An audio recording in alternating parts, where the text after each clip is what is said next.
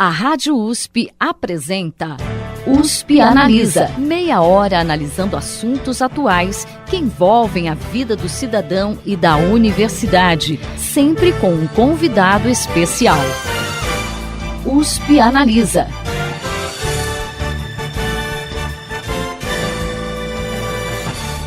Integrar a computação ao estudo de moléculas tem sido fundamental para uma série de avanços obtidos na ciência, como o sequenciamento do DNA humano. É exatamente isso o que propõe a bioinformática, que será tema do USP Analisa de hoje. Para abordar essa área do conhecimento, vamos conversar com o docente da Faculdade de Ciências Farmacêuticas da USP e pesquisador principal do Centro de Pesquisa em Doenças Inflamatórias, Helder Nakaya. Helder, seja bem-vindo ao USP Analisa. Olá, Thaís. Muito obrigado pelo convite. Para a gente começar, vamos explicar para os nossos ouvintes como é que trabalha, o que é, e como trabalha a bioinformática. A bioinformática, ela é uma consequência de uma verdadeira revolução tecnológica que aconteceu nesses últimos 20 anos. E foi uma revolução em diferentes áreas, como robótica, nanotecnologia, ótica e até a internet, por exemplo. Então, o que a gente usava antes, conseguia fazer quase na mão, hoje já não é mais possível, porque agora a quantidade de dados que são gerados por essas tecnologias chamadas tecnologias ômicas, você precisa de computador. Então a bioinformática, assim como a bioquímica é a fusão da biologia com a química, biofísica, biologia com a física, a bioinformática é a fusão da biologia com a informática.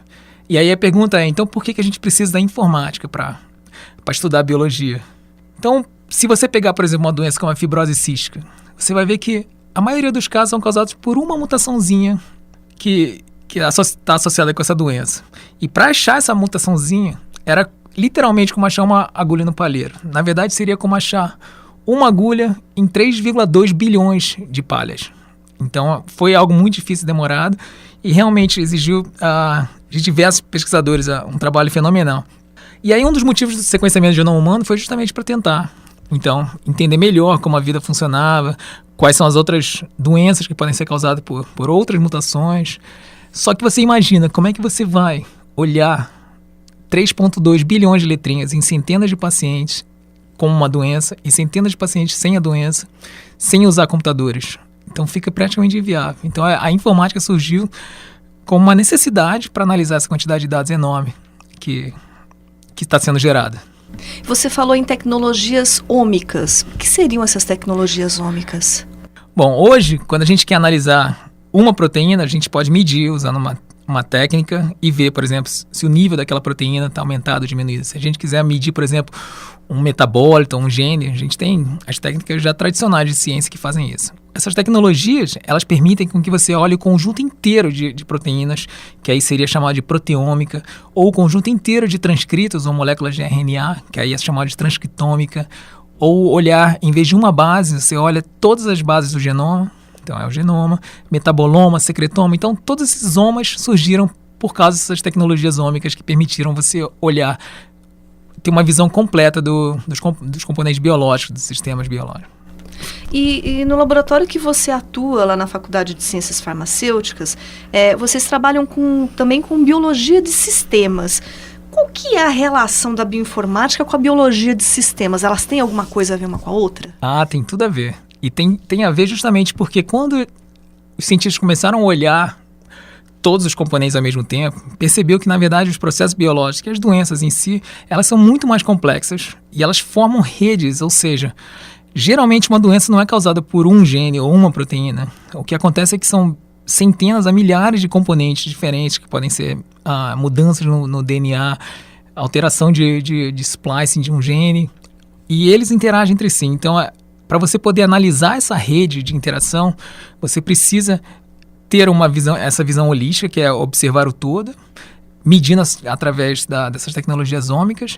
Então, a biologia de sistemas, ela é esse campo novo multidisciplinar que integra componentes biológicos diferentes, proteínas, genes, metabólitos, numa abordagem holística e que tenta, com isso, entender como os sistemas biológicos funcionam. Entendeu? Então, ela não consegue operar se não for com a bioinformática como ferramenta.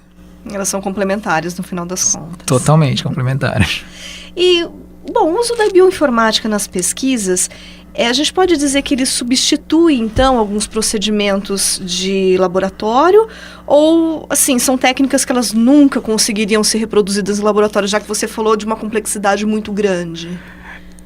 A bioinformática ela pode ser usada tanto como ferramenta, complementando uma pesquisa, então ela pode ser usada para analisar algum dado gerado, quanto pode ser realmente usado como uma pesquisa em si, ou seja, você pode tentar, hipoteticamente, fazer análise in silico sem gerar o dado para prever alguma coisa. Essa bioinformática já era usada até antes dessas tecnologias ômicas. Só que a maioria eu diria, da bioinformática, ela precisa da ciência tradicional que gera os dados, né? Então eu diria que é mais complementar do que uma substituição da pesquisa. Bom, geralmente quem ouve falar de bioinformática pensa que ela está restrita à área de genética, né? Já que ela foi fundamental no sequenciamento do genoma humano. Mas você falou um pouquinho da biologia, de sistemas. Tem algumas outras áreas onde ela pode oferecer contribuição, além das ciências biológicas?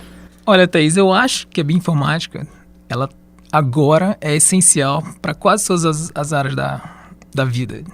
E eu digo isso que eu lembro quando eu entrei na faculdade da biologia lá da USP, meu professor de zoologia ou ecologia, ele falava assim, esses caras que trabalham com PCR ficam achando que eu preciso de biologia molecular para fazer minha pesquisa.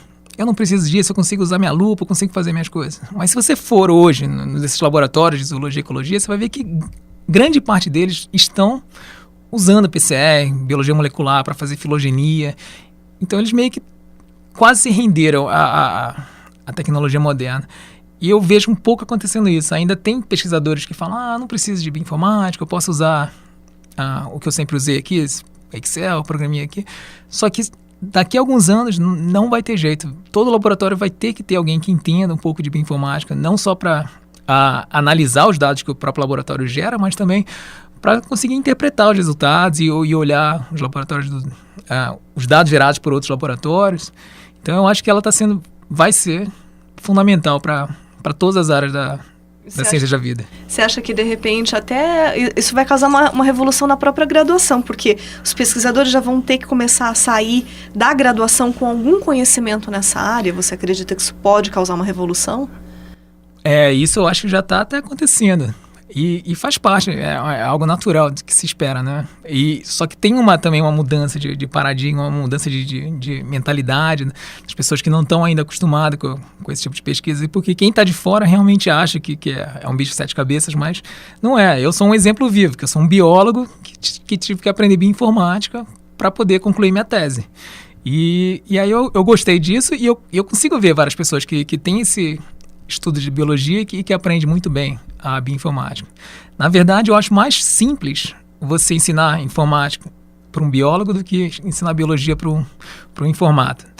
Não que o garoto da ciência da computação não consiga aprender biologia, mas eu acho que o interesse dele não é o mesmo de um cara de biologia. Então, porque o que eu acho que é mais importante na bioinformática não são as técnicas de informática. Isso aí você consegue facilmente de utilizar. O problema é como saber fazer as perguntas que a bioinformática pode responder. E é esse treinamento que é mais fácil um aluno com background de biologia saber fazer a pergunta. Então não adianta você fazer um projeto de bioinformática só por fazer. Não vamos nem pensar na pergunta, vamos gerar essa quantidade enorme de dados e a gente vê o que faz com isso. Aí eu acho que isso seria uma pesquisa mais vazia que não te daria o retorno que a bioinformática poderia oferecer, que o objetivo final é gerar o conhecimento, como qualquer pesquisa científica. E você faz parte também, né, além da Faculdade de Ciências Farmacêuticas, você faz parte do Centro de Pesquisa em Doenças Inflamatórias, que é um dos CEPITs financiados pela FAPESP no campus de Ribeirão Preto da USP.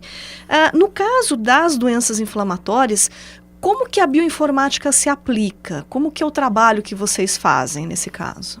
A inflamação é um processo biológico muito complexo, mas também muito comum.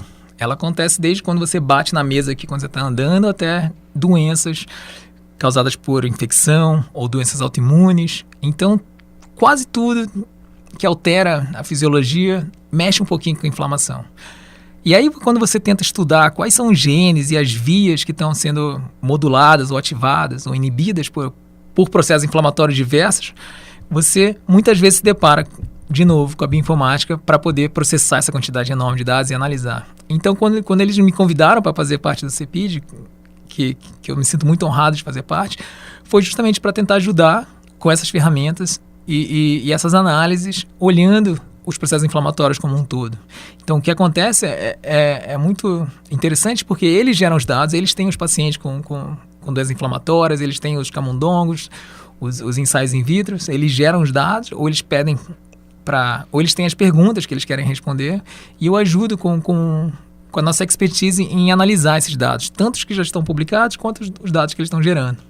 Então, é uma interação muito boa, e a gente também faz bastante desenvolver ferramentas que são simples de usar, porque justamente por eu ser biólogo, eu sei que um dos gargalos é a complicação de usar ferramentas, né? Então, o que a gente faz é tentar desenvolver ferramentas que permitam que qualquer pessoa, independente do quanto ela sabe de bioinformática, consiga fazer análises dessas. E também através de cursos, né, com o CRID, que a gente tenta treinar as pessoas justamente para fazer essas análises, que, de novo, não é tão complicado quanto parece. Ou seja, disseminar essa técnica é muito mais fácil, né? E tem dado bons resultados para vocês?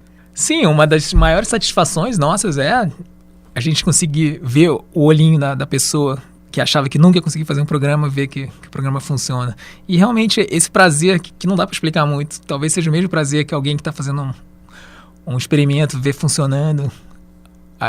Eu fico olhando meus alunos, eu vejo eles vibrando quando um programa funciona. E realmente esse prazer é meio esquisito, meio quase nerd de explicar, mas é um prazer genuíno. E por incrível que pareça, muitas pessoas que trabalham em bancada sentem esse prazer e eles veem que não é tão difícil aprender bioinformática. Só tem que vencer esse medo inicial de que achar que é tão complicado, mas não é tão complicado. Que bacana. É um sentimento típico do professor, né? Se a gente for pensar, de ver o aluno, né, progredindo, né, na ciência. O problema é que quando tem uns alunos que gritam como se fosse um gol do time, aí assusta o pessoal lá do laboratório. Bom, você também participa de estudos, né, na área de vacinas. Além dessas pesquisas na área de doenças inflamatórias, você também participa de estudos na área de vacinas. No caso, como que a bioinformática consegue atuar nessa área? Que gargalos ela resolve? Thaís, você já reparou que tem gente que foi vacinada para gripe e teve gripe, tem gente que foi vacinada para gripe e nunca teve gripe. E aí você fala, essa vacina não funciona para mim, essa vacina não funciona para ela. Então, na verdade, tentar entender por que a mesma vacina não funciona da mesma forma em todo mundo era uma das perguntas que eu tentei resolver quando eu fui para os Estados Unidos. Então, esse foi o projeto de pós-doutorado que eu tive lá. Então, usando a biologia de sistemas para poder analisar, por exemplo, o padrão de expressão dos genes. Então, a gente olhava, por exemplo, se o gene estava aumentando ou diminuindo nas pessoas que tinham uma boa resposta para a vacina ou comparado com as pessoas que tinham uma má resposta. Então, a gente criava modelos computacionais e matemáticos que eram capazes de prever a resposta induzida por vacina. Então, seria o objetivo final lá, depois de muito trabalho, seria chegar num conjunto de genes que a gente podia usar e falar assim, essa vacina aqui vai te dar um efeito adverso, essa vacina aqui vai funcionar bem para você, essa vacina aqui não vai te funcionar bem. Então, esse seria o objetivo final dessas análises. E é isso que a gente está fazendo. O que a gente está fazendo ainda é coletando esses dados, cruzando essas informações e analisando. Então, agora eu acho que a gente está criando conhecimento suficiente para começar a tentar traduzir isso para uma coisa mais prática, né? E isso na área de vacinas, mas, por exemplo, na área de tratamentos, a gente também conseguiria aplicar a bioinformática para prever se um tratamento vai dar certo ou não para alguma pessoa? Sim, a bioinformática, na verdade, em relação à imunologia, ela está seguindo os passos do que foi a bioinformática para oncologia. Então, na verdade, a gente consegue meio que até predizer para onde vai o campo, olhando para o campo da oncologia. Então, usar a bioinformática, usar a análise de larga escala para poder achar marcadores que te digam se aquele tumor vai progredir para uma metástase ou se aquele tumor vai ser, no final, um tumor benigno, foi algo que a oncologia fez muito bem e que a imunologia agora está fazendo com doenças infecciosas, vacinas. Então, a gente consegue mais ou menos usar os mesmos algoritmos, mesmos modelos para poder predizer, em vez de falar se vai ter metástase ou não, dizer se essa infecção pode levar à morte ou se o tratamento contra a leishmania vai funcionar. E isso, na verdade, é o que vocês já estão desenvolvendo, né? Até em junho, um projeto que tem você como um dos autores foi contemplado com uma verba da Fundação Bill e Melinda Gates. O projeto pretende utilizar dados do GPS do celular de pacientes para identificar pontos, né, em que há criadouros. Como que está esse trabalho? Em que pé que está essa pesquisa? A pesquisa está... Agora a gente já está gerando dados preliminares muito interessantes. Então a ideia era que quando as pessoas tentam descobrir onde elas foram infectadas, o enfermeiro ou o funcionário do hospital tem que perguntar para a pessoa onde você esteve há 14 dias atrás, há 7 dias atrás. Ou esses funcionários eles têm que assumir que a pessoa foi infectada em casa ou no trabalho. Só que muitas vezes a pessoa foi infectada em um ponto de ônibus ou um restaurante. E claro que ninguém lembra onde você esteve há 7 dias atrás ou 10 dias atrás. Então a ideia, na verdade, era usar algo que já está sendo feito, que é o Google coletar as informações de localização no seu celular para tentar resolver onde que a pessoa deve ter sido infectada. Então a ideia é pegar um monte de pessoas que foram infectadas, pedir autorização para olhar o histórico de GPS dela e aí cruzar essas informações e descobrir onde que elas devem ter sido infectadas. E aí a gente espera que a gente vai conseguir chegar numa localização muito precisa e dizer em tempo real quais são os lugares de risco de pegar determinada doença. Então o que a gente está fazendo hoje é colaborando com um monte de gente no Brasil inteiro que estão ajudando a gente coletando esses pacientes, esses dados. Então, o mais promissor, por enquanto, é o nossos parceiros de Manaus, que estão coletando pessoas infectadas com malária que vão ao centro e aí participam fornecendo esse dado para a gente. Mas também há a intenção de expandir esse projeto para outras doenças, porque no caso de Manaus é mais a malária que eles estão utilizando. Mas como que está a interação com outros grupos para expandir esse projeto? Que outras doenças vocês pretendem atingir? Nossa, a gente tem colaborações em diversos pontos no Brasil. Em Brasília, em Recife, em João Pessoa, em Campinas. Então, esses pesquisadores, eles já estão fornecendo dados para a gente de pessoas infectadas com dengue, com zika, com chikungunya e até cachumba, você acredita? Nossa, mas a cachumba a gente pensa que é teve... uma doença tão típica, né? Teve um surto de cachumba há pouco tempo na Unicamp. E aí os pesquisadores da Unicamp que participam, colaboram com a gente, estão vendo de conseguir esses dados para a gente só poder tentar descobrir onde que houve essas infecções. E é interessante até a gente falar para o público, porque quem pensa, nossa, mas eles vão usar o arquivo, né, o nosso celular, vão invadir nossa privacidade, e na verdade não, né, só o arquivo, é um arquivo do GPS, mas assim, eles não vão ter acesso a outros arquivos do celular. Isso é um ponto muito bom de ser levantado aqui, porque a gente tomou cuidado, a gente sabe que privacidade é algo que todo mundo preza. Então a gente fez de um jeito o sistema que não tem como a gente saber nem o nome da pessoa, nem o e-mail, telefone, fotos, a gente não tem acesso a nada disso. A única coisa que a gente tem é um bando de numerozinhos que são as coordenadas X e Y de onde ela andou e o tempo onde ela esteve. Então, na verdade, a gente fez de um jeito que a única pessoa que sabe quem é a pessoa é o próprio centro que contactou ela. Então a gente não tem o nome, não tem e-mail, não tem nada. Então realmente é muito seguro em termos de privacidade, porque a gente já fez de um jeito que a gente não quer nem coletar para não ter nenhum tipo de problema de privacidade depois. E tem previsão de durar quanto tempo esse projeto?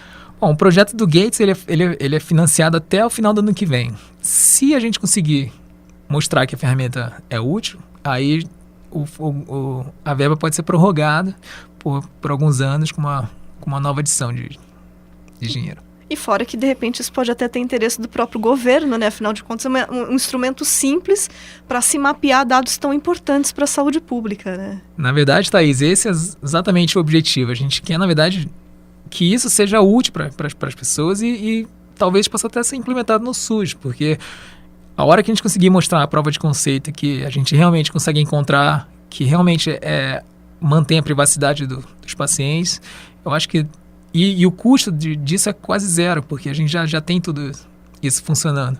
Então, eu acho que aí a gente teria capacidade de convencer o governo de que talvez essa estratégia podia beneficiar epidemias futuras. E mostrar como a ciência é importante nesse caso, né? Já que nós estamos atualmente num momento que a ciência está tão desvalorizada, não é verdade? É verdade.